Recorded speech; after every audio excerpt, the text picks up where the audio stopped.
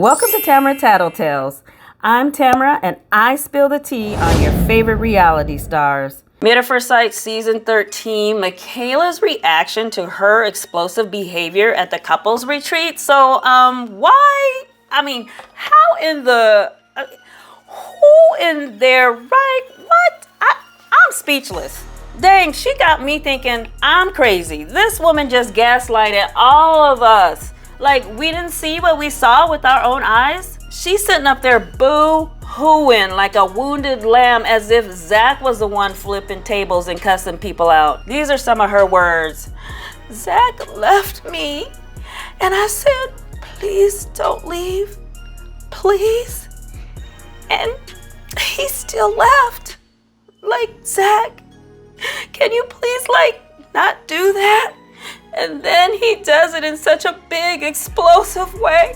I was so scared. How can anybody look at this woman's behavior and not see there is something wrong with her? People want to say, but Zack this, but Zack that. But Zack nothing. Her own family calls her a hurricane. Why? Because hurricanes are destructive. This is the behavior they're talking about. She was this way long before Zack. By making excuses for her and blaming others, she's being enabled. Now, some of the women in my comments say that they don't want to put down another black woman, and I hear what you're saying. Because we're in mixed company, you want to stand united. However, because we're in mixed company, we need to let them know that Michaela is a beautiful woman who is deserving of love and happiness. However, we do not condone this type of behavior. There are plenty of black women who know how to handle conflict with calmness, poise, and respect. I'm quite sure many of us have been in much worse situations than Michaela has been this season, yet have never flipped a table during an argument in our entire life. Zack left me. I went back and rewatched that bedroom scene. She told Zack to leave 7 times. First of all, she's the one that suggested he leave in the first place. She's the one that planted that seed. Let me show you what I'm talking about. That's what I'm saying. Like, you can literally, go home tonight. Because I don't want to ride back with you. Goodbye. Goodbye. Bye. Go home now. I will find a way. I don't need you to take me home. You can go. Bye. I will say it loud and clear. I do not need you to get home. She even called her sister in front of him to really make her point that he should leave without her. So back to the conversation with Dr. Pepper. Michaela says, honestly, Dr. Pepper, Zack tries to pay me out to be this crazy, inconsistent person.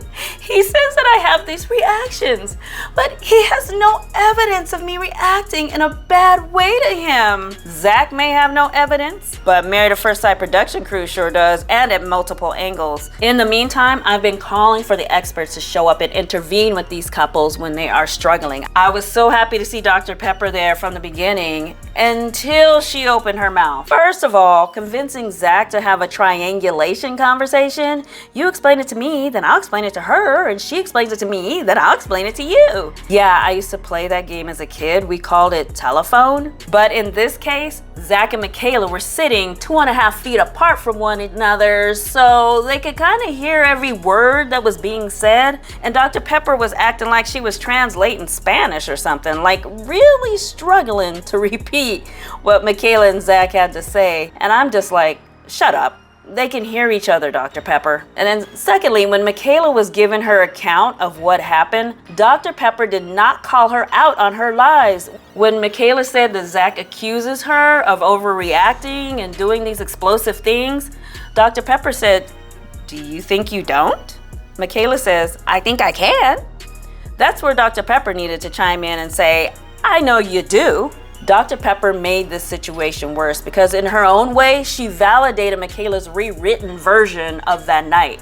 Michaela plays the abandonment card way too much to make herself look like the victim. Now, I'm not saying she doesn't have abandonment issues, but she's like, sorry, I punched a hole in your wall. I have abandonment issues. Sorry, I ran over your dog 3 times with my car. I have abandonment issues. Girl, go work on yourself already and stop gaslighting us. But then we fast forward to a new day and Zack is skipped to Maluin back to the apartment like, hi Michaela, let's talk. I want to be friends forever, BFFs. I'll say yes on decision day if that means Michaela will want to work on the relationship in the future. Say what now, Zack? I honestly believe with all of my heart that Michaela turned this brother out in the bedroom and he is addicted to her sugar bowl. For Zack, all roads lead back to them being in the bed together, period.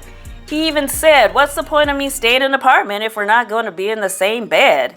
And in next week's episode preview, we hear Michaela say that Zack invited her over one night and she went, giving the impression that it was a booty call. They seriously need to take sex off the table, or only make this relationship about sex while they pass the time waiting for decision day, but spare us all the gaslighting drama.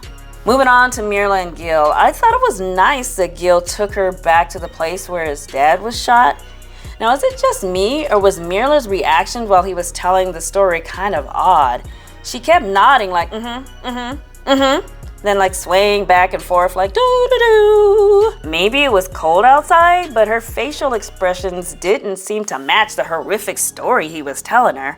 Now, I don't dislike Myrla, but I'm just saying. Now, Rachel and Jose. Now, this couple to me are like pizza with no sauce and no cheese, just bland. I wish them the best, but I really don't care what happens with their relationship at this point. Now, Brett and Ryan, I thought Brett handled that dating app situations like a champ. She did such a good job. She was like all calm about it. Now, I don't get Ryan's defense though. Like, he didn't talk to anybody? No, not yet, because this was just day one, but she's not stupid. He downloaded a dating app, filled out his profile, and depending on the app, he may have even swiped yes on some women, which is probably how he matched with her friend. Like, come on, Ryan. The show's only 2 months and you're married. You can at least take a 2-month break from the dating apps. Bao and Johnny, these two are so awkward together now. There is so much bitterness between them. Now, Johnny clearly has a lot of issues with his father that he needs to heal, and Bao needs to come to terms with her childhood as well. The letters they wrote, I thought they were really moving and raw, but maybe a little too raw to read to one another. I don't believe that either one of them was a safe enough space for each other to be so candid about deep childhood traumas. And Bao's so-called friend, Sarah, telling Johnny all the tea about Bao? Woo! With friends like that, who needs enemies?